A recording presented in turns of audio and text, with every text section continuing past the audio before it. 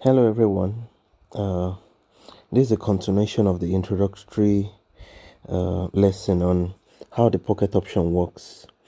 So there was something I missed in the last video, so let me quickly fill that in. Now if we click on this menu and we click this first option, there's one other option I kind of missed.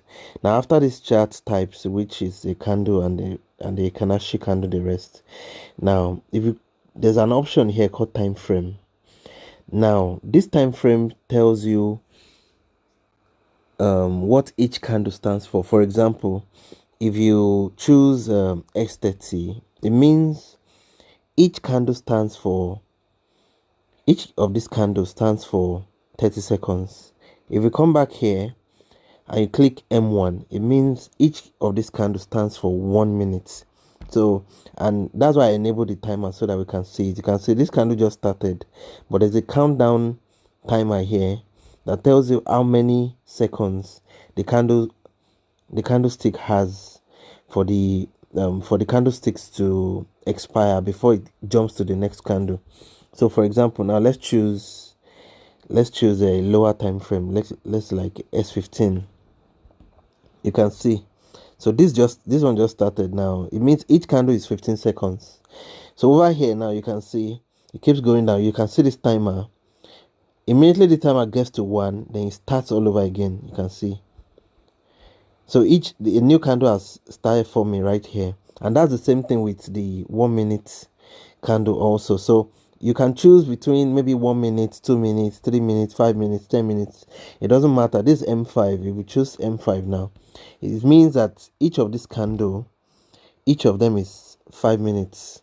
That's just it's just one of those things I missed the last time, so I decided to like fill it in quickly so that we can continue with the rest. So I personally would recommend starting with M1, so that each of those candles is 1 minute.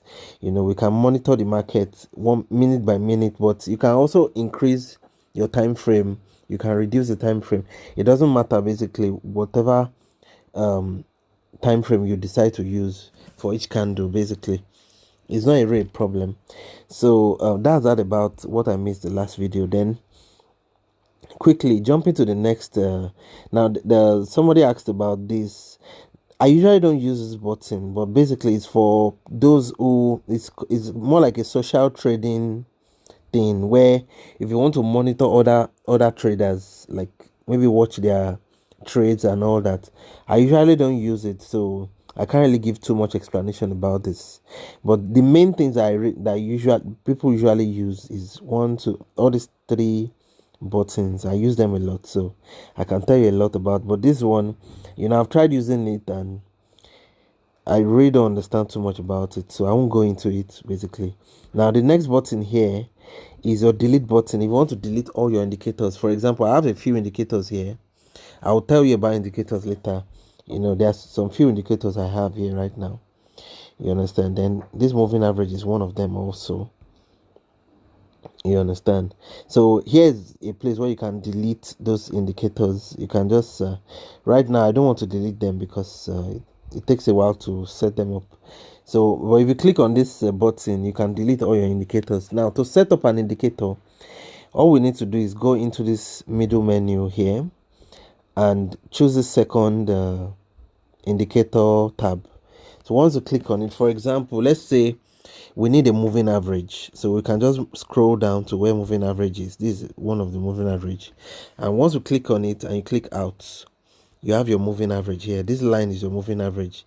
Now this moving average tells us a kind of average price point for a certain price action or a certain level or a certain the way the market is moving. You can tell, like it like charts the average.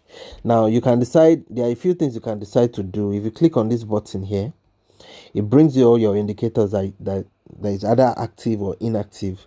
This moving average is currently active, so if I click this button here, now I can do a few things, and maybe I want to set it up in a different way. I can come here, maybe change this one to 200 or any value you really wish to. You understand? Or maybe you want to change it to 50. A lot of people use 50 SMA.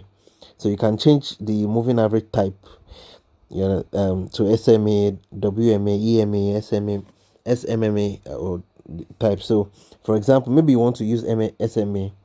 You understand? You can also change the style. Usually I like to change the colors so that I can see it better. So for example, maybe I changed it. You can change the thickness also. The higher this one goes, the thicker you can see the thicker it becomes. But I'm not going to do that right now. I prefer thin lines like that, so I'll just leave it. But I'll change this color to this, and I'll click save. Once that happens, you can see, let me get this out of the way here. So you can see the moving average. Now it tells you, it's kind of an average price of how the market is moving, basically. So that's just what moving average does. At this moment, I don't need this moving average, so I'll probably just delete just this one. So if you want to remove the moving average, just click this button here to bring all the indicators, then click this edit button. You can just delete only this one, and you can just tuck this one back in. It's very easy.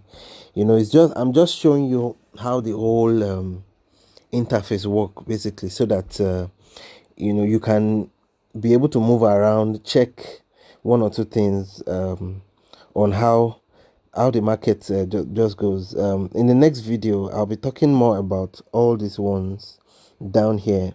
I probably won't talk about all of them, but I'll talk about a few ones I use so that all of us can get acquainted with the interface. Thank you so much.